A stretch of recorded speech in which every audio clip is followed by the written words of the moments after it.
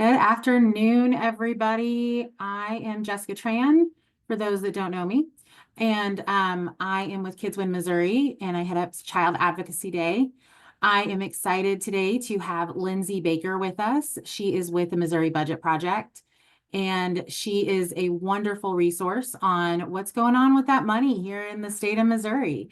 And so I am going to let her take over here in just a second. I enjoyed getting to listen to that song. It was one of my dad's favorite when I was a kid. So I am going to switch control over to, there we go, over to Lindsay so that she can start her presentation on Missouri's budget and issues with our children here in the state.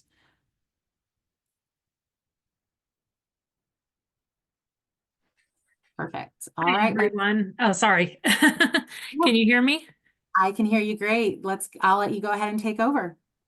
Okay, perfect. Hi, everyone. My name's Lindsay Baker, and I am the research director with the Missouri Budget Project.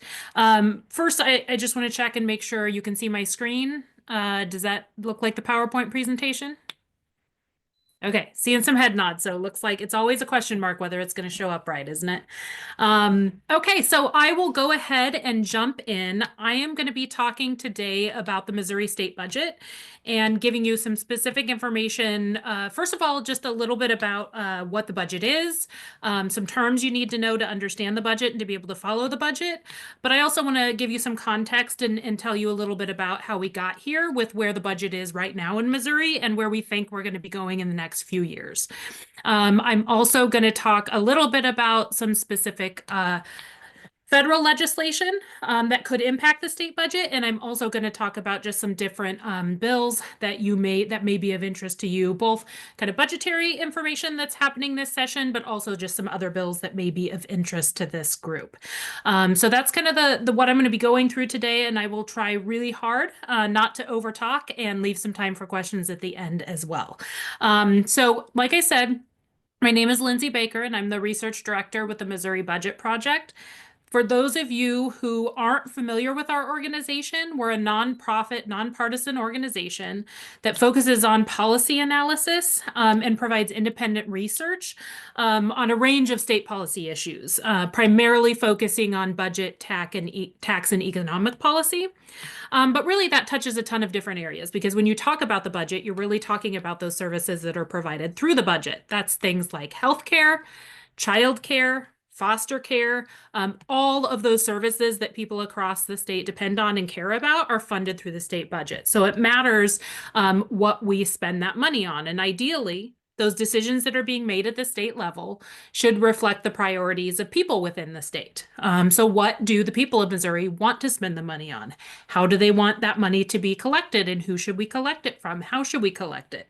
The problem being that the budget process is often not particularly transparent. So it moves very, very quickly. Often the decisions that are being made, you really wouldn't know about them in time to impact them if you're not in the state capitol listening to those budget hearings or hearing what's being decided within those budget hearings.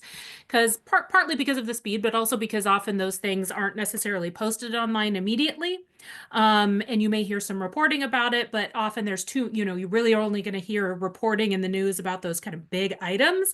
And it's very hard to follow those kind of little line items within the budget if you're not physically there and asking questions and listening to the budget hearing. So what we really do as an organization beyond that just policy analysis that we provide for partners is we really see ourselves as a connection for people across the state of Missouri and organizations who care about the budget, who care about that policy, who just want to know more about it or need a connection to that process to be able to track and understand the programs that they care about and track what else is happening within the legislature. So we really see ourselves as that kind of link from ordinary people and organizations to the budget process itself.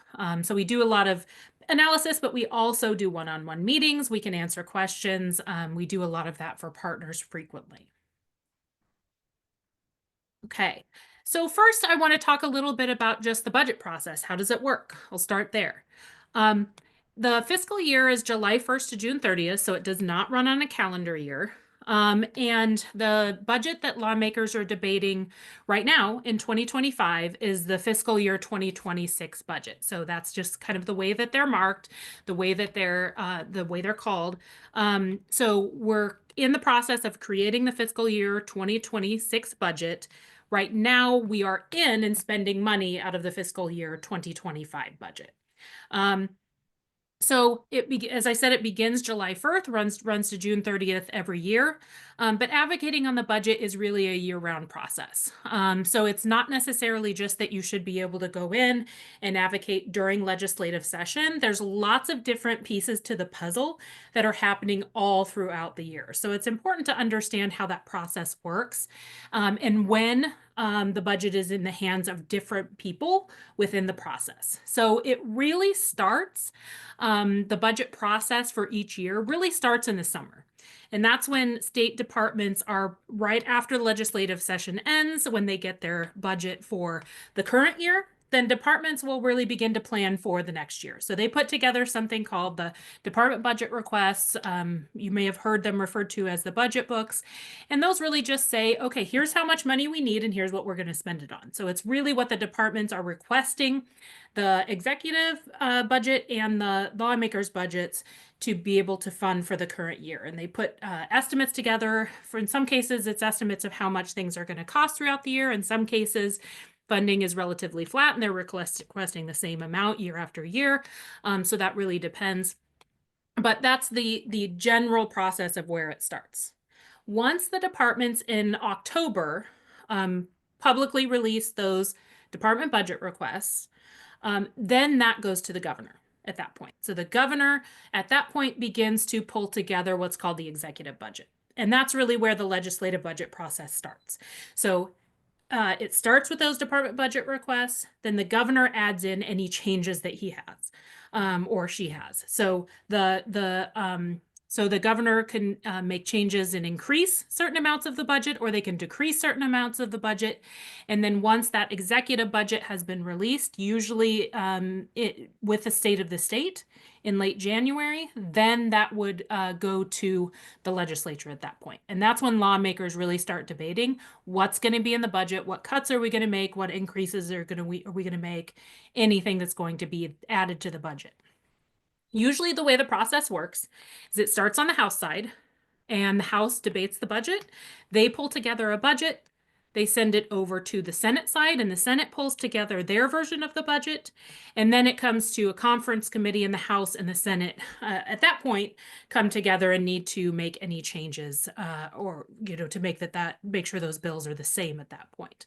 So they have to agree on what the final budget is. And the budget is always due 1 week before session ends, which is usually the first week in May.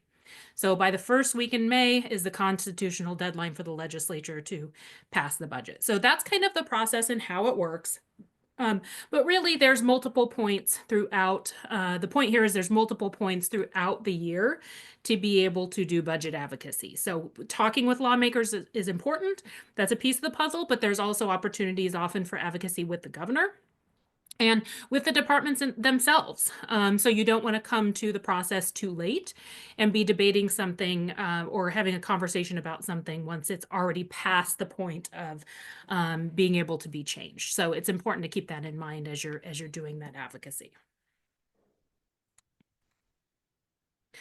So next I want to talk a little bit about just the general size of the Missouri state budget and how that's changed over the past few years, but also just talk a little bit about what types of revenue are funding the state budget, because it's important to keep in mind not just, how much money you're asking for, but also what type of funding you're asking for, because it really matters with who you might advocate with. So not all of the money that flows through the Missouri state budget is state money. Some of the revenue that funds that budget and funds those services is federal. So a good chunk of that funding right now, almost half of the funding, comes directly from the federal government. So that money flows through the state budget, but state lawmakers don't have a lot of say in how that money is spent, the federal money. It comes down for very specific purposes. For example, Medicaid is a big chunk of the federal funding that comes to the state. The state is required to spend that on Medicaid and on healthcare. They can't just go take that federal money and spend it somewhere else. So that's why, state lawmakers generally, beyond maybe changing eligibility for programs, don't necessarily have a lot of say in how those federal funds are spent. They're really just flowing through the budget. Lots of rules attached to them. There's also something called state earmarked funds. So that's another good chunk of the budget. These are things like the gas tax or Prop C, or the gambling tax, which pays for education. Again, very similar to federal funds in that they are earmarked for very particular purposes. Lawmakers, again, don't have a lot of say in how that's spent. There is some say in how it's spent, but they can't, for example, take gas tax money and go pay for healthcare with it. That needs to pay for transportation infrastructure. So there are lots of rules on how those funds could be spent, which means there's not a lot of flexibility in those funds. The final piece of the final piece of revenue that's really important to keep in mind, because it is really where lawmakers have the most flexibility, is general revenue. So this is funding that flows into the state that comes mostly from income taxes that everybody in Missouri pays, but also for things like the state sales tax, corporate income taxes, and those dollars come in. They are not earmarked for any particular purpose. So lawmakers have really wide flexibility in how that money can be spent. And that's really where, when you're talking about advocacy with state lawmakers, where most of your energy should be going, because that's where they really have a lot of decisions to be made within the budget process. So a little context for how this has changed over the last few years. Used to be, for many, many years, you'd have about a third of the budget that was general revenue, about a third of it that was earmarked funding, and about a third of it that was federal dollars. It would grow slightly each year because obviously when you're providing services to people, the cost of those services rises gradually with the cost of living over time. And so the budget would grow every year, but those proportions usually stayed relatively the same from year to year. What has changed over the past several years has been that the amount of federal funding that flows through the state budget has increased dramatically. So because of COVID and the COVID stimulus bills that were passed at the federal level, there is a lot of funding that came into the state budget, either to directly address COVID or to address the economic consequences of COVID, that is still working its way through the system. So that means the budget is significantly larger as a whole in prior years, and it's also much more heavily reliant on federal dollars than it normally would be. These funds are temporary, and they are really coming to an end this year. So we expect that these budgets, not in this fiscal year, but the one that will be debated next year, will largely be gone, as well as some of the stockpiled general revenue that we've saved as these additional federal dollars have flowed through the budget during that period. So we expect a gradual return to normal budgets, both in the size of the budget overall. That means the budget will be shrinking. We also expect a gradual return to normal, where you'll see, again, more similar to the third and a third and a third that we saw in prior years. Although will continue to be some federal dollars flowing through the budget from things like, if you've heard of the infrastructure bill that was passed, that's building roads and bridges and different things like that. So we may see some additional federal funding over the next few years, but nothing close to the amount that we've seen flowing in over the past 5 years or so. So we do know that will be coming to an end, and we're going to need to deal with that at some point.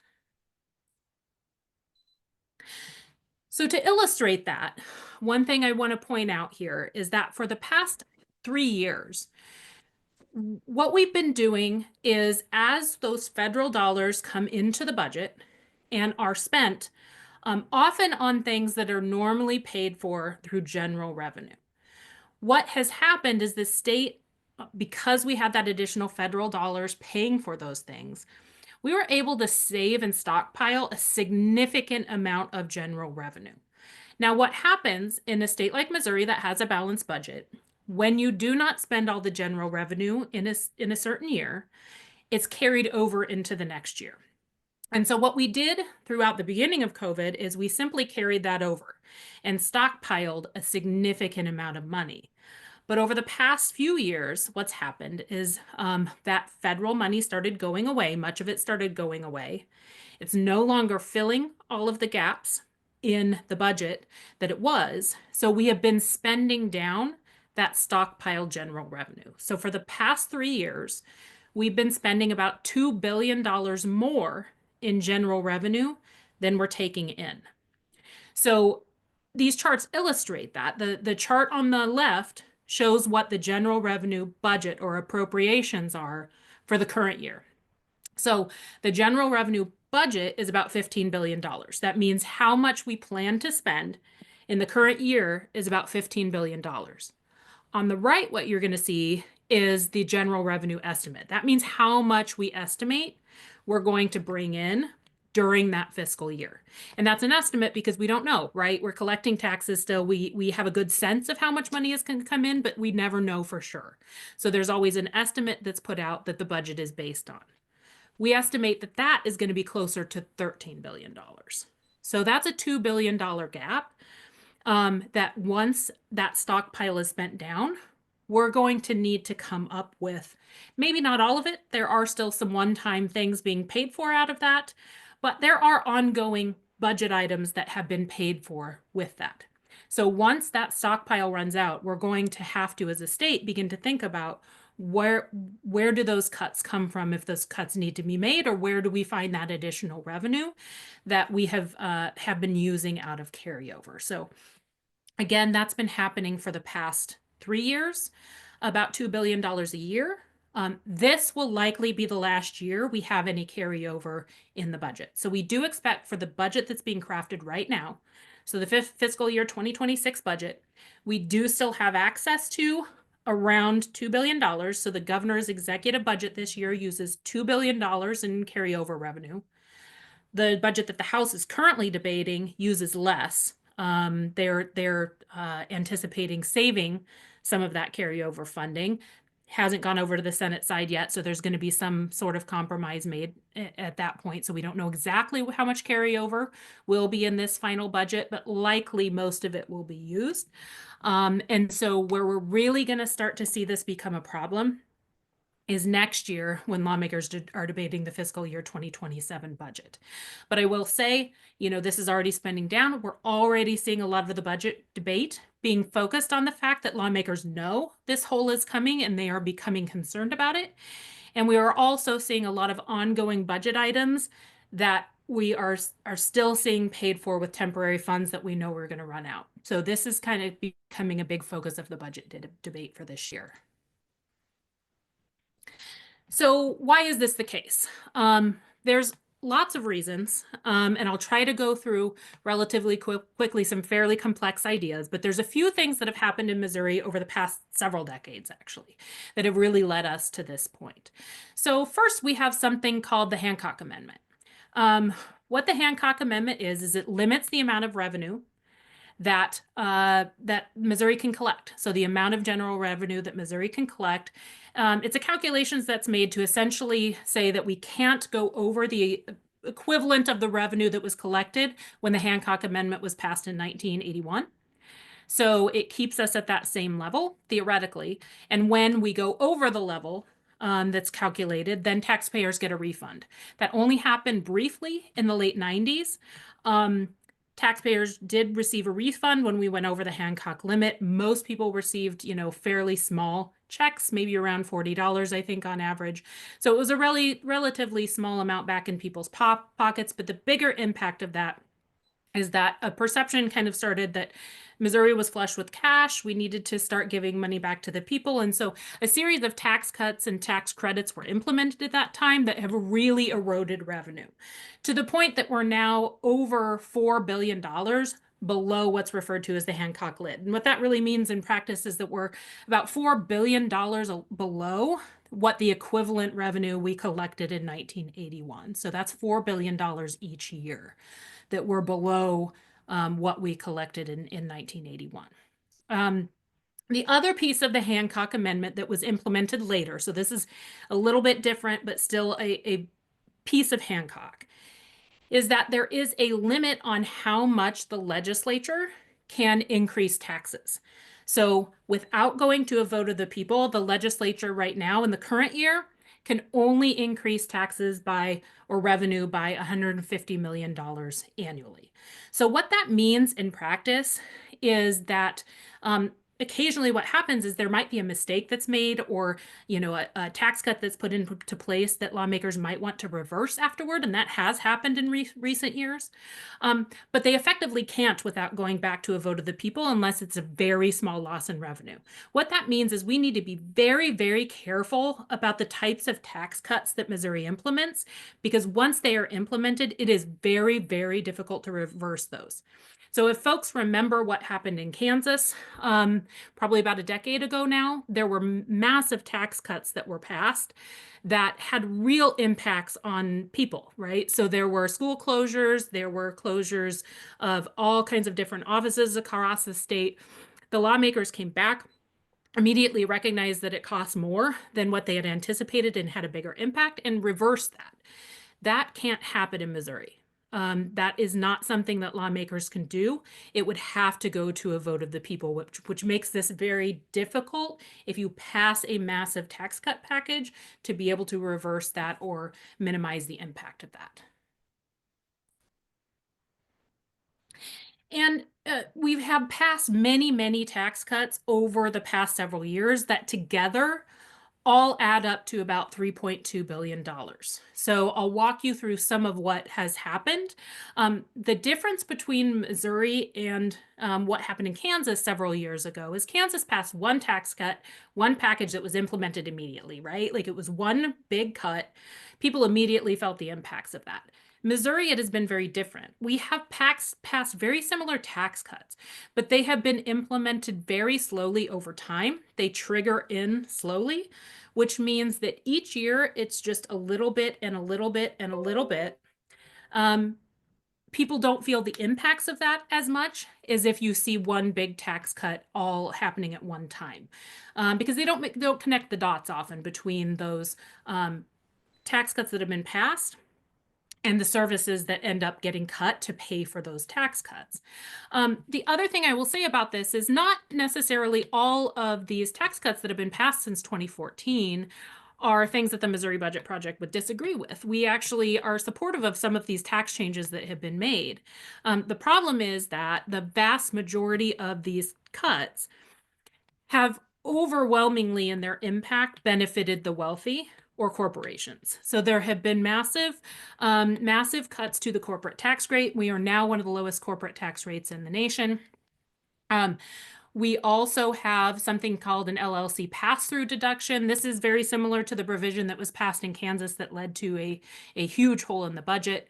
Ours is a bit smaller than theirs was, so it hasn't cost quite as much, but it also is, again, pretty significant and does tend to be, the benefit tends to be weighted toward higher income and wealthy individuals. The biggest one, though, is the income tax cuts that have been passed and modified slowly over time since 2014. The most recent version that was passed in 2022. These have, again, been triggered in very slowly over time, and they are cut to Missouri's top tax rate. The problem being, while it does technically give a tax cut to almost every Missourian, the way that these are designed, because they are very small changes to the percent of the top tax rate, what that means is that most people, middle income and lower income folks, are seeing very little back in their pockets, right? Because 0.1% of a person who doesn't make a lot of money is a very small tax cut, right? They don't necessarily even maybe notice it. But for those on the top end of the income spectrum, it is a huge tax cut. So when you look at these broad-based tax cuts to the top rate in Missouri, what that means is that very few people in the bottom actually get the tax cut or benefit from the tax cut. And those that do receive a very small tax cut, less than $100 a year. In some cases, depending on income, it can be just as much as, $5. But on the top end, almost everyone is receiving a tax cut, and those are very, very large. So on average, for those on the kind of top, 1% of earners, you're looking at tax cuts that are closer to $15,000, $20,000. So that's really, why we say when we look at these tax cuts, They are very heavily skewed toward the wealthy and corporations. And also, the problem with that is that it then doesn't necessarily stimulate the economy as much as if you have very targeted tax cuts that go to people who need it most. If you implement things that go directly to folks who need it the most, they will immediately spend that money in the local economy. That money can flow through local businesses, and that stimulates the economy. When you give these larger tax cuts that are heavily focused toward the wealthy, often those, particularly corporate tax cuts, they're flowing outside the state. They're going to multinational corporations who don't necessarily invest that money back in Missouri.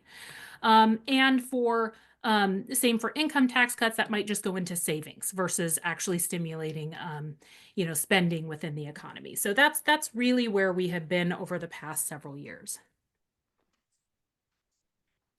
So what does that mean? There's a couple of consequences that we are concerned about. And this I've already talked a little bit about on the last slide. But what that means is that low-income Missourians pay a much higher portion of their income in taxes than the highest income Missourians. And that's upside down. We think really those tax cuts, if you're going to do that, they should be targeted. They should be going toward those people, whether they're middle income, lower income, who need them the most, who are going to be able to spend them in the local economy. And so this means Missouri's overall tax system now is quite regressive. So those on the top end pay much less as a share of their income in taxes than those on the bottom end.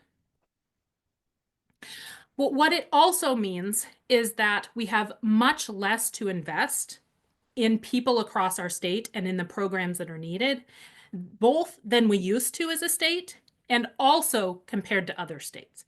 So if you look at what we spend per person in Missouri over time, we actually spend less per person now, once you adjust that for inflation, than we did in 2000.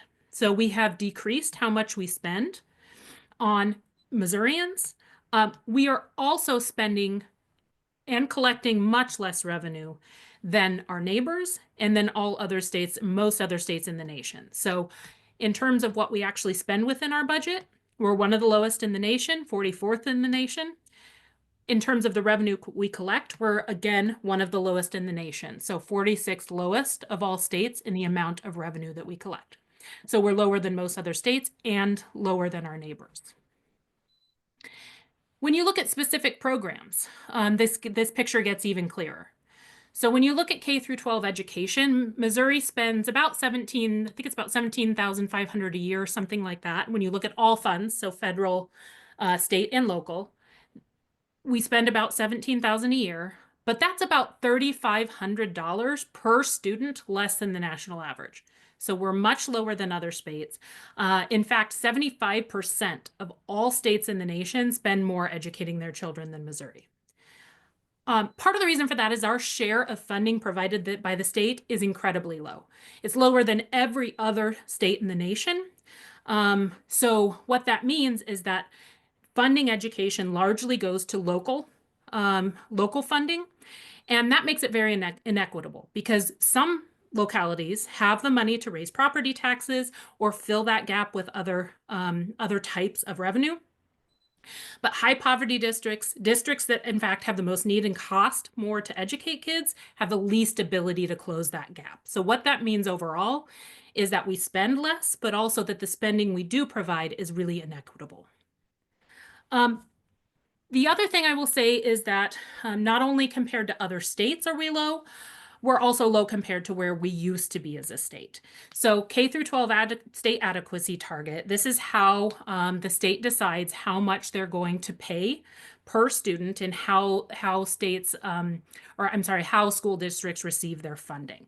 So once you adjust for current dollars, so adjusting for inflation, we spend well below what we used to just in 2007. So 20 years ago, we were spending around $6,000 in the state adequacy target per student. The equivalent of that in today's dollars is more than $9,000. But today we're only spending $6,700. So we've increased very little, but the cost of educating kids has increased a lot during that time. So again, another example where we spend much less both than other states and also what we used to spend as a state. And I'll move through the next couple rather quickly, but it's a similar story for many other things. Childcare subsidy. Only 3 states in the nation have lower eligibility for the childcare subsidy than Missouri. Also, we spend much less on general revenue per child than we did as a state in the past. So another example, we're lower than other states, we're lower than where we used to be. Um, so what does this mean in terms of this year's budget? Um, the FY 2026 budget, I already mentioned this, we're already very low.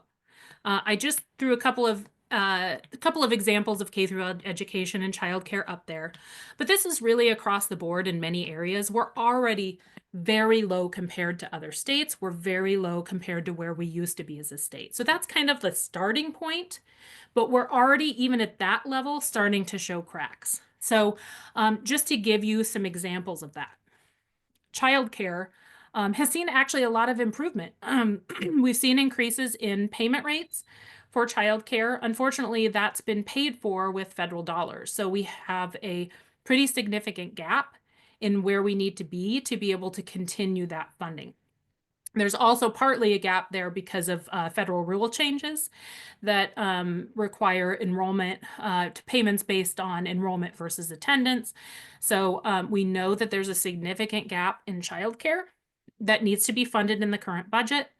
This is turning out to be a major item in the debate of, what's going to be covered within the budget. Right now, some of that funding has been cut. Some is being filled with federal dollars temporarily, but we know that that isn't necessarily going to be available in future years. So that's, again, I think an area where we're showing some initial cracks in the budget, that we are having these debates about continuing to fund things that increases we've made in the past few years.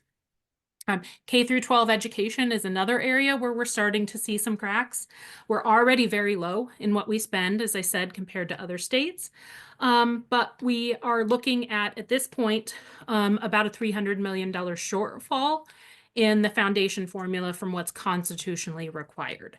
So there were some pretty significant increases in what is recommended in the foundation formula this year. The foundation formula, for those of you who aren't familiar, is just the calculations the state does based on things like enrollment, type of students that live in each district, how much those districts will get, and how much it costs for the state to provide their constitutionally required share of K through 12 education.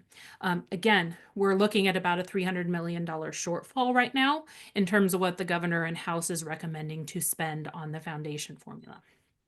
The other thing that is concerning that we're seeing is, for the first time ever, taking a significant amount of GR, general revenue, to pay for private school vouchers. And the reason I say this is really concerning in particular is this has been a real budget buster in other states.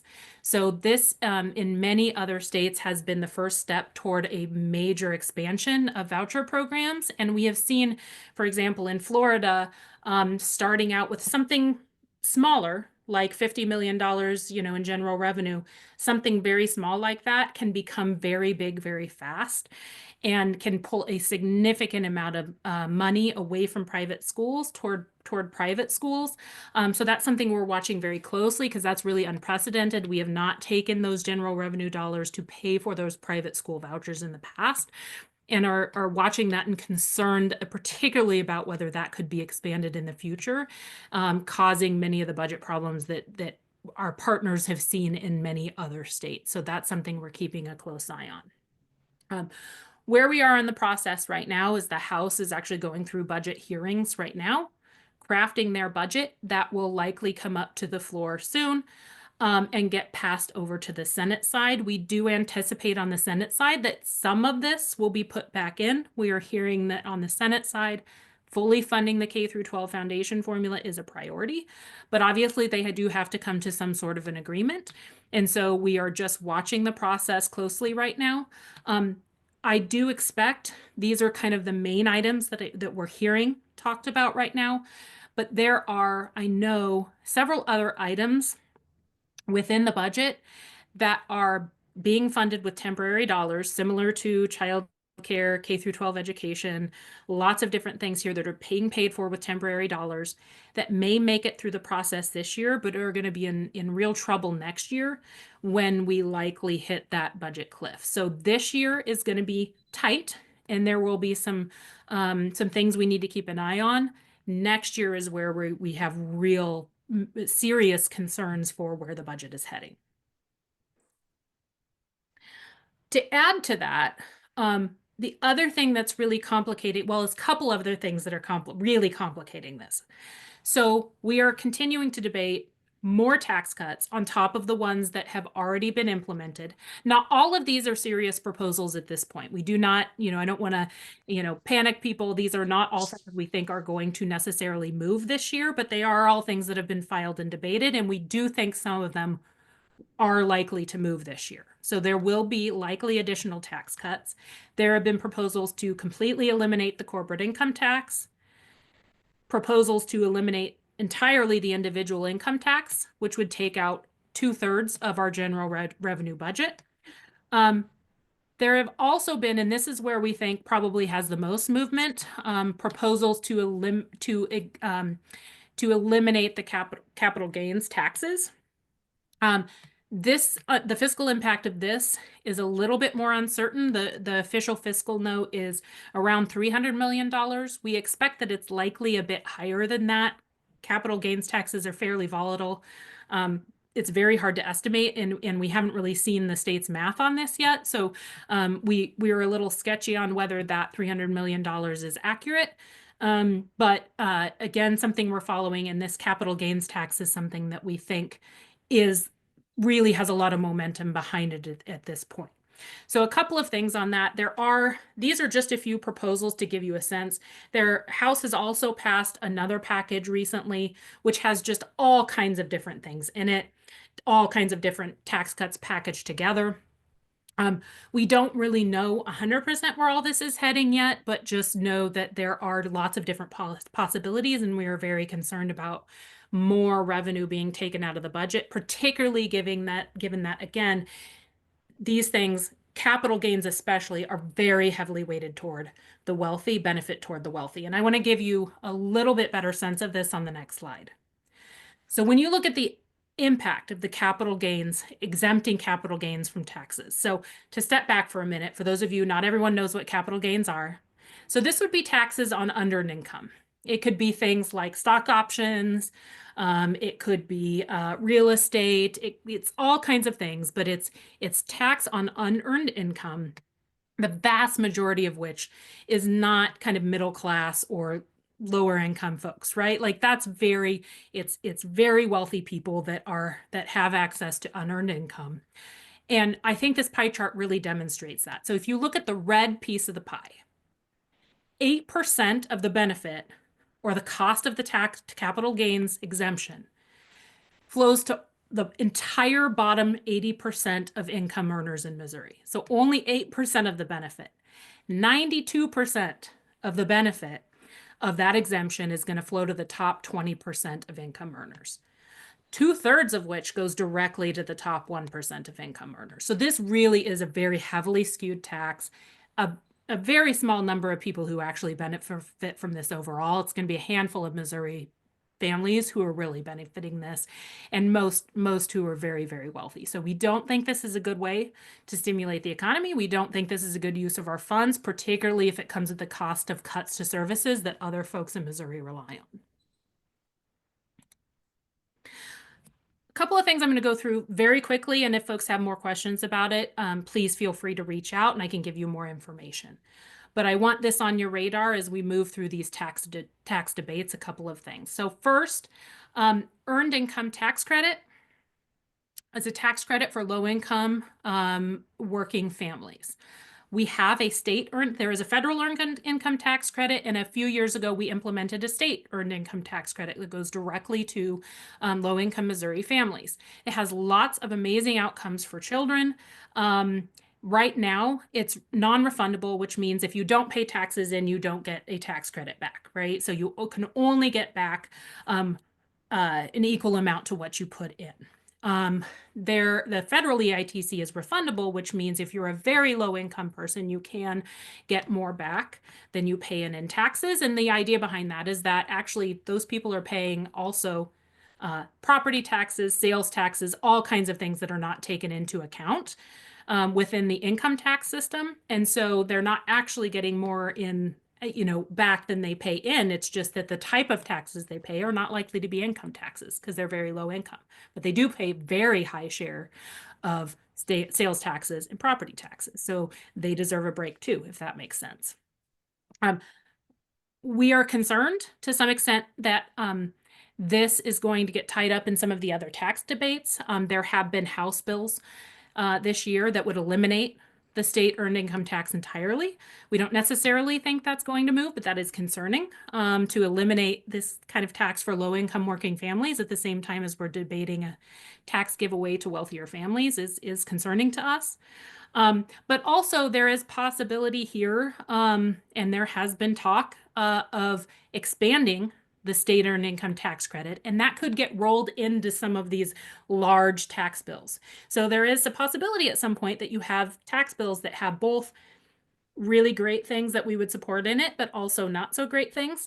So that's just something we are keeping a very close eye on, and something that may become part of the tax debate as we move forward. So something to be aware of is this could get tied into capital gains tax, other kinds of tax bills that are rolling forward in one way or the other, whether it's repealing it or whether it's actually expanding it. We don't really know what that conversation is going to be, but that is being floated.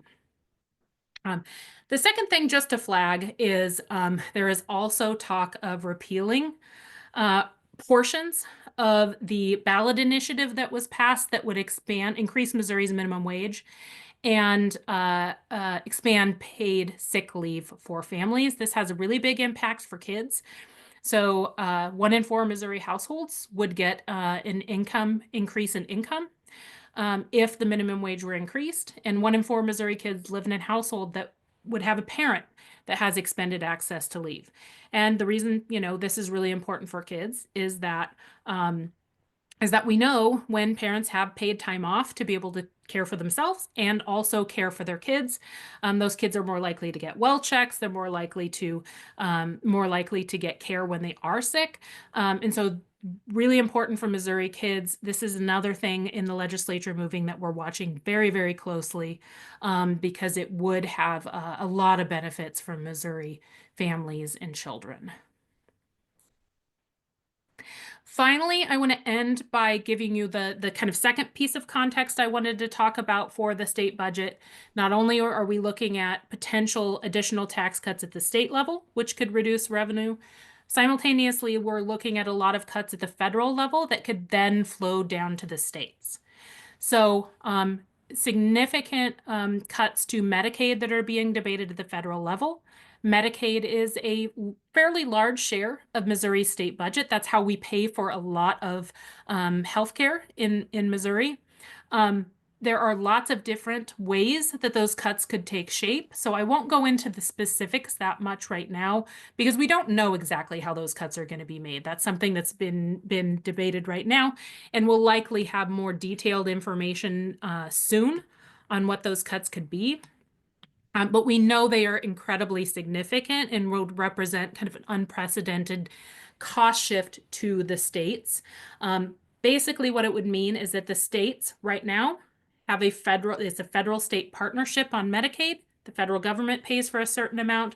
The state government pays for a certain amount. It would be increasing the amount of money that the state has to put up to run their Medicaid program. And so what that means here in Missouri is we know we are already short on general revenue. So what that would likely mean is that we would need to be making cuts either to Medicaid or cuts to other programs to be able to fund Medicaid if this cost of Medicaid is shifted further down to the states from the federal government. So another thing we're keeping a close eye on. SNAP is another case where there could be a significant cost shift to the state. So SNAP or food assistance, there are a few things being debated.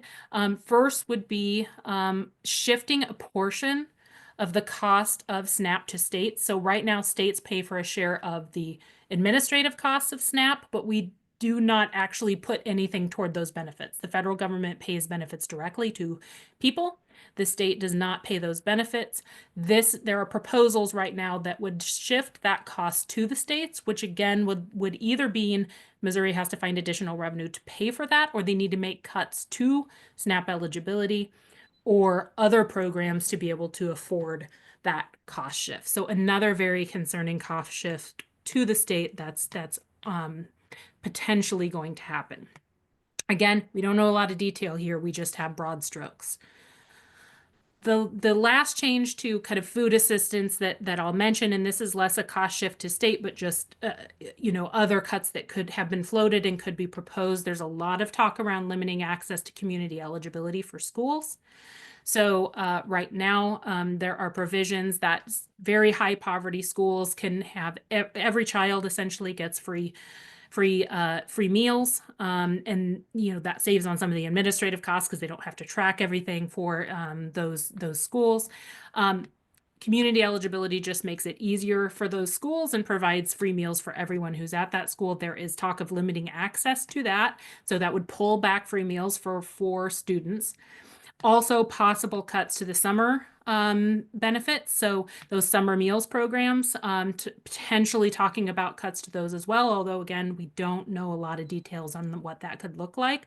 But these are all things that are being floated to be able to reduce the budget and potentially pay for some of the other tax cuts that are being debated at the federal level. So I know that was a lot of information. I do want to open it up to questions for folks that have questions, but first I just want to make sure everyone sees here. My email is up, lbaker@mobudget.org. Please feel free to contact me with questions if you want to reach out. And I also want to make sure that you know how to connect to us to continue to follow all these different issues that I talked about. So we have a few different ways you can connect with us. Again, just email anytime, ask a question. But also you're welcome to join our weekly calls. So we have a coalition. I'm sorry, we have a weekly call that we host that focuses on all of these different issues: budget, health, tax policy. That's on Thursday afternoons. Folks are welcome to join that call if you would like to join that, or even just join the email list for the call so that you get all of our action alerts, things like that. Please email me. And I can get you connected with that group so that you can join those calls and listen in, and even just be on the email list if you just want to get our action alerts. We also have social media, so you're welcome to follow us on social media. And if you go to our website, you can also sign up for our weekly emails that go out. We just put out a new email every Friday that gives people brief updates on what's happening within the budget and other issues that we care about. So I want to make sure folks know that. But at this point, anybody who has a question, please feel free to, I don't know, what's easiest, Jessica, drop it in the chat or just unmute and ask me whatever's easiest. We can definitely start by unmuting, or if you want to drop in the chat, I'm watching that for us as well. I'm checking to see if there's any questions that came in. I know there's been a little bit of a discussion regarding the CACFP and the free and reduced lunch notifications. Looks like Larry asked if they will be getting copies of the slides. Yes, we will send those out later, hopefully later today. I've been having some technology issues with my videos today, so we'll see what that works. Sarah Gould asked, do you know how funds from the federal's supports would be or not be distributed to the states? How much notice will families get before cuts are made? Do we give them 30 days notice period before loss of benefits if the reduction of individuals is served is initiated? Do you know? And is that kind of broad, or is that to a specific program? Sarah, I know you are still on here, so if you want to, you have no problem talking in front of folks. Yeah. It was a broad question. I'm really just concerned about like how much notice are we giving families before they have a reduction and us causing them to move into an emotional crisis. And so that's kind of what I was thinking. I mean, that could include SNAP, it could include Medicaid, it can include, all of those things, as well as providers as well, because most of our childcare providers are affected by this as well. Absolutely. So there's not a good answer to that because it really depends on what program. There are certain programs that may be longer. There are certain programs that maybe we don't at the federal level right now. It's a bit of a wild card. What has happened in the past is not necessarily what's happening now. So we don't know. I also want to say there is real tension, I think, in these cuts to Medicaid and the cuts to SNAP. There is real tension in whether whether those really should move forward. There are, I think, a lot of lawmakers on both sides of the aisle who are concerned about those cuts and the size of those cuts. So there is a real opportunity for advocacy there. So I say all of this to get folks prepared, but I don't want to make it seem like this is inevitable. Okay, there is still a lot of opportunity for advocacy, and what can really help with that, particularly with Medicaid and SNAP, are stories. So stories, particularly positive stories about how much these things mean to people, who these people are that SNAP and Medicaid are really reaching. Those can be helpful. And if folks are interested on advocating on that, please reach out to me because we can connect you if you don't already have those connections. I know many of you already do, but if you do care about those programs, now is the time to be reaching out. And we have lots of materials, including talking points and information that we can share. But also, if you work directly with people, sometimes those stories are more impactful than all the data we can provide. So definitely advocacy on that. I don't have a lot of information on timeline because it's been back and forth. We think that April is going to be a very big time for advocacy and reaching lawmakers. I think they're still shooting for maybe passing something end of May or by Memorial Day, I think was the deadline. But again, that's really a shifting target, so we don't know for sure. I would stay at the state level. We're talking about probably a lot longer timeline. This is going to be, the budget cliff that we're looking at is going to be for next year's budget, not this year's budget, or not even the fiscal year 26 budget, which will start in June. That there will likely be some cuts. They will probably be relatively small. We do see a lot of momentum on the Senate side to be able to put back in and fund some of those things for this year. But next year, with that FY27 budget, which starts in the summer of 26, that's when we have real concerns and where we see there could be some cuts coming. But again, it's hard to prepare for what those might be. In the meantime, we think it's really important for folks to be advocating to make sure we are where we are right now, but we don't have to make it worse. We don't have to pass more tax cuts that are going to make this budget even tighter at a really uncertain time, given what we know about those federal funds ending and what we know about federal advocacy that could shift down to the states. This is a really uncertain time, and it is not the time to pass tax cuts that also we don't have the ability to easily repeal later because of the Hancock Amendment. This is a time to wait it out and see what happens. So I don't know if that answered your question. I went off on a little bit of a tangent, but It does. I appreciate that. I just think that I'm finding that a lot of people don't realize how they're going to be affected by the federals, and since it's so wishy-washy and not knowing right now, it's just how do you advocate when you don't know what the future looks like regardless? yeah, and I think right now, my answer to that would be right now, when we don't know what would be cut. What we are focusing on with our partners is lifting up the positive stories about how important it is to people and who it is important to. Right now, that to us seems more effective than focusing on maybe a particular type of cut that we don't know. I mean, we have all that information and we're talking to lawmakers about that, but really lifting up those positive stories, because there's often a idea of what Medicaid is and who it serves that does in reality is not necessarily what it really is. And so that's what we're focusing on right now, is those positive stories, to help folks understand that. Lindsay, we have one more question in the chat, and then I'll do some housekeeping at the end for our workshop today.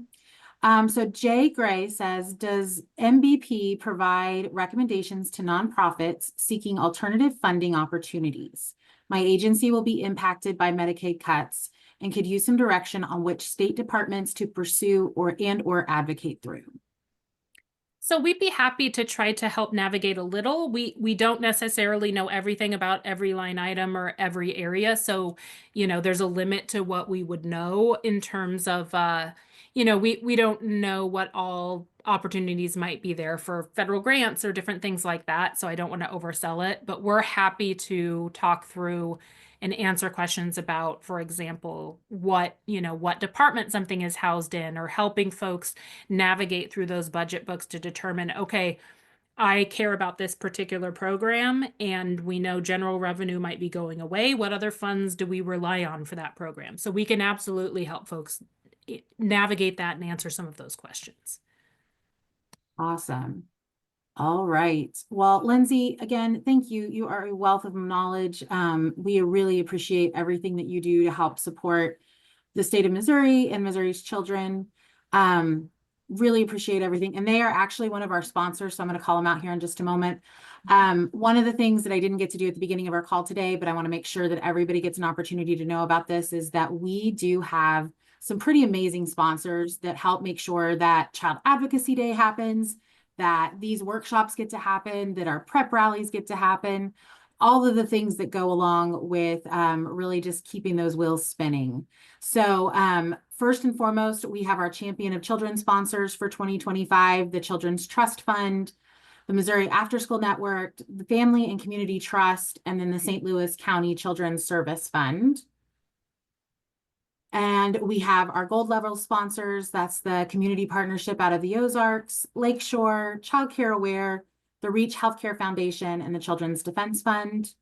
And our silver level sponsors, the Deaconess Foundation, Empower Missouri, MOAC, MOPATA, and the Missouri Budget Project.